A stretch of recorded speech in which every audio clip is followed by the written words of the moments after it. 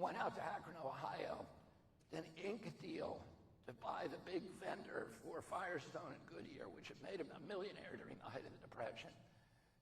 And he had spent his entire fortune preparing for that deal. When he got out there, another company came in and undermined it, and they signed the deal.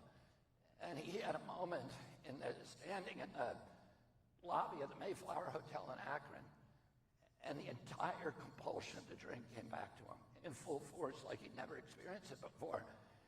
And he was 20 feet from the lounge. He could hear the clinking of the ice in the glass. He could hear the laughter of the patrons. And it was summoning him to go back into that bar. And he had the central revelation of all the 12-step programs, which was the only way he was going to stay sober that night, is if he found another alcoholic to help. And he went into a phone booth and started frantically dialing preachers, Salvation Army, hospitals, looking for an alcoholic in Akron. And he found Dr. Bob. And Dr. Bob agreed to meet with him. Dr. Bob had heard it all and was not interested, but he agreed because he was a nice guy. And when he walked in, he said, "You got 15 minutes." They ended up talking all night, and that was the first AA meeting. And they agreed the next day, the only way we can still stay sober is by helping another alcoholic.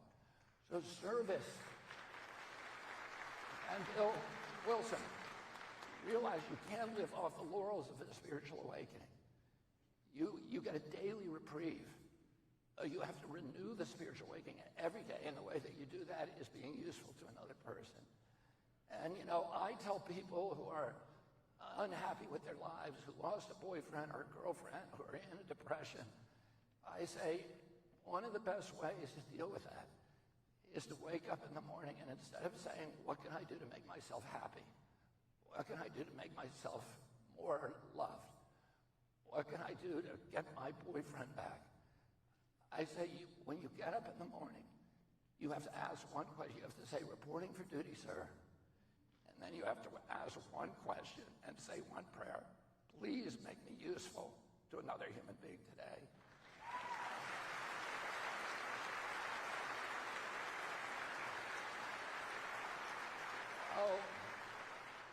I would encourage you all to think broadly about what our mission is, because it's not just about making sure every cop and every paramedic has naltrexone. That's important.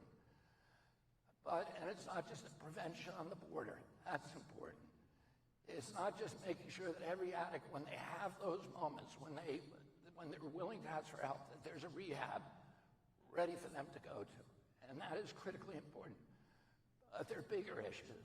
How do we restore our families? How do we restore that commitment to community? I was in Virginia the other day, and I went to a school where they have cell phone use banned. It's a public school.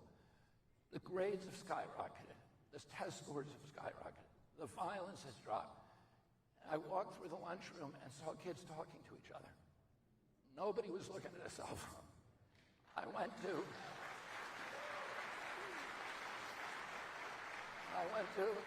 the Mennonite community a couple of weeks ago. The same thing. There were kids. They discouraged the use of cell phones. The kids. We had a huge mass dinner with 400 people. The kids were all sitting together, talking and laughing. They were out playing in the parking lot with each other, and nobody was looking at a cell phone. And these little devices that we have are taking us away from each other. And that feeds the addiction crisis. And what we need to learn to do is one of the great things that they told me there is they said, when I was at Louisa County in Virginia, they said I talked to the parents too, and they said it's so great because now the kid is much easier to tell the kid, "Don't use a cell phone from you drive. Don't use it at the dinner table." And they have dinners with each other where they actually talk with each other.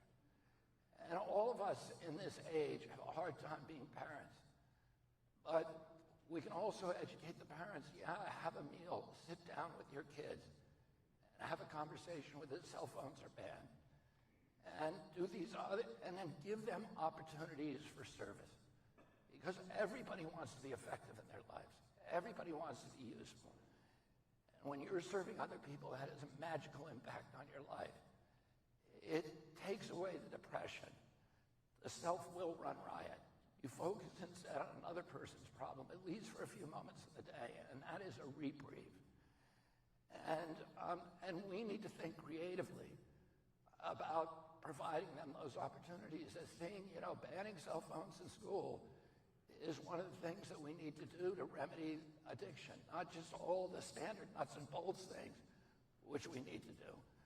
We need to do everything we can to reestablish hope in our kids, to reestablish a sense of mission in their lives, a sense of purposefulness, and opportunities for them to act as part of a community.